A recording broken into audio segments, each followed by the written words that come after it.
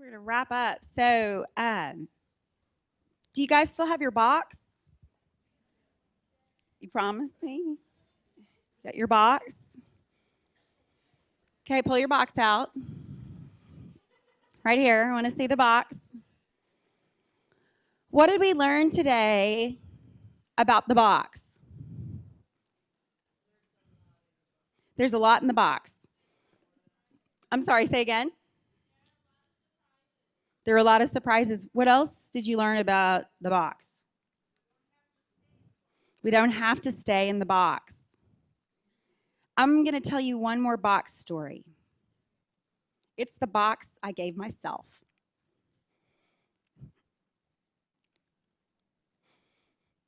I left a very comfortable career, to start a movement. I took everything out of the bank and I put it into women in this industry. We need you to get out of the box. Whatever that means for you, we need you to be a part of that. It's the scariest thing I've ever done in my life. Beyond cancer, I actually had cancer twice. I think my second round of cancer actually convinced me I ought to do something a little different than what was in my box. But I bring that up because time stands still.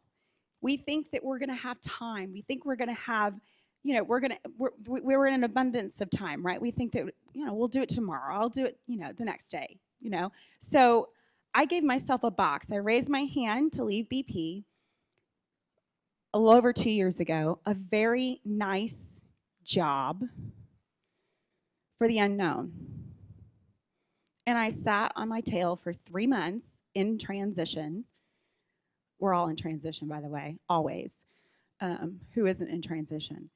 And I actually was tempted to just go back to the comfortable box, which was, let me just go back to Shell. So I had left Shell to go to BP, was at BP for 2 years, raised my hand, took the box, okay, took some time to think about what I wanted to do, was presented with the opportunity to go back to Shell. That didn't work out, and it crushed me. It did. It really did. I thought, what am I doing wrong, right? But you see, what I learned was I was trying to put myself in a box. I was trying to keep myself from doing what I needed to do, and that was the work of helping women in our industry. And the crisis that we were having at the time was the crisis we're having today. Irrespective of price, women in industry are underrepresented 4-to-1.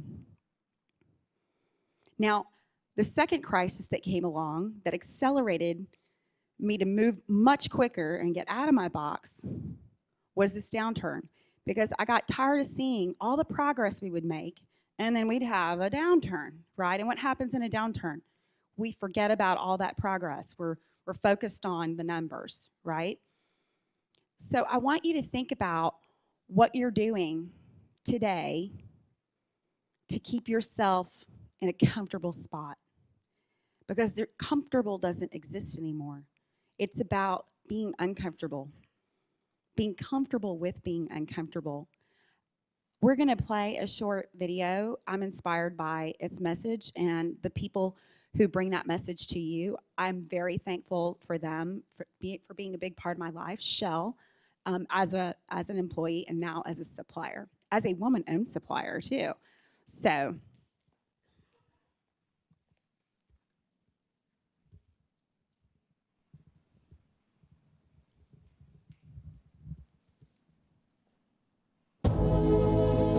What if Neil Armstrong never studied physics? What if Thomas Edison wasn't curious? What if the Wright brothers never learned the scientific method? What if Henry Ford didn't put the pieces together? And what if Albert Einstein never thought to split them apart? What's next? Where will we go? What will we build? How will we power it? ones to take the next giant leap? Who will be the ones to make the future? What if your idea could change the world? Help outsmart tomorrow's energy challenges today.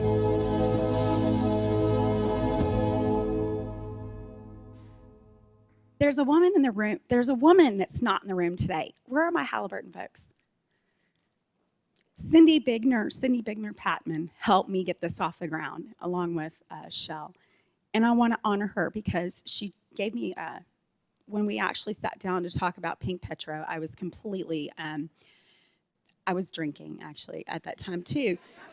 There's a lot of wine involved in the story, but she actually looked at me and she said something that was so profound, and I'm going to share it with you. Our world needs your greatness to tackle the next energy frontier. Won't you join us? So thank you very much for being here today. Thank you for your time, and thank you so much for everything that you do for this industry. We need you.